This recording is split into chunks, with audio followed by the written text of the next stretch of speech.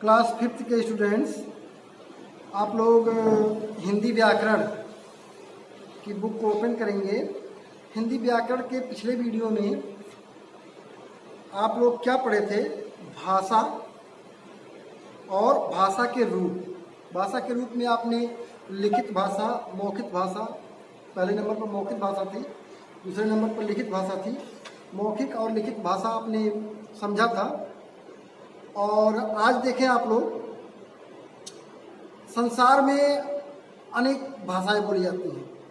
अलग अलग देश की अलग अलग भाषाएं हैं, जैसे हिंदी, अंग्रेजी, उर्दू, अरबी, फारसी, जर्मनी, फ्रेंच, चीनी, रूसी, जापानी आदि। ये सब अलग अलग देशों में बोली जाने वाली भाषाएं हैं।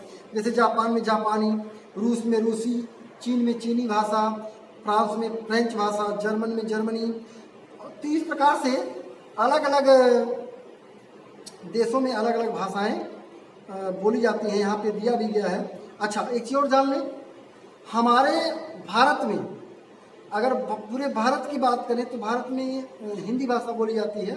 भारत की मातृभाषा हिंदी है। लेकिन हमारे भारत में जो अलग अलग राज्य हैं, अलग अलग राज्यों में अलग अलग प्रकार की भाषाएं बोली जाती हैं प्रांतों में। जैसे गुजरात में गुजराती, पश्चिम बंगाल में बंगला, केरल में मलयालम बोला जाता है, महाराष्ट्र में मराठी, आंध्र प्रदेश में तेलुगु, कर्नाटक में कन्नड़, आसाम में असमी। ये अलग अलग राज्यों की अलग अलग भाषाएं हैं। तमिलनाडु में तमिल, इसको आप लोग पढ़ लेंगे। तो ये जो है आपकी क्षेत्रीय भाषा, इसे कहते हैं क्षेत्रीय भाषा, बोली, जिसे आप कह सकते हैं बोली। लेकिन जो मेन भाषा है आपकी वो हिंदी है। अब आते हैं लिपि, स्क्रिप्ट। ये क्या होती है? सभी लिखित भाषाओं में प्रत्येक ध्वनि के लिए एक चिन्ह निर्धारित होता है। जैसे आप क बोलते हैं तो क के लिए एक चिन्ह निश्चित किया हुआ, एक अक्षर बनाया गया है। ख, तो ये जो हर जो मुंह से उच्चारण हो रहा है एक एक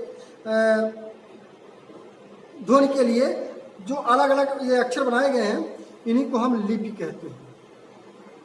क्या कहते हैं? लिपि। तो समझ में आ गया होगा। जैसे देखिए, हिंदी भाषा की लिपि है देवनागरी, पंजाबी भाषा की लिपि है गुरुमुखी और अंग्रेजी की रोमन। ये लिपि है। किस लिपि में लिखे जाते हैं? अच्छा, एक दूसरे शब्दों में कह सकते हैं किसी भाषा को लिखने की ढंग लिपि कहलाती है। अब आते हैं व्याकरण पे। व्याकरण क्या है? आपको हम पहले ही जब व्याकरण की शुरुआत किए थे तब भी हमने आपको व्याकरण की परिभाषा बता दिया था। व्याकरण वह विद्या है जिसके अंतर्गत या जिसके द्वारा हम किसी भी भाषा को ठीक ठीक से पढ़ना, लिखना और बोलना समझते हैं। तो ये है आपका व्याकरण की परिभाषा। अब व्याकरण के अंग, व्याकरण के 3 अंग हैं: वर्ण विचार, शब्द विचार और वाक्य विचार।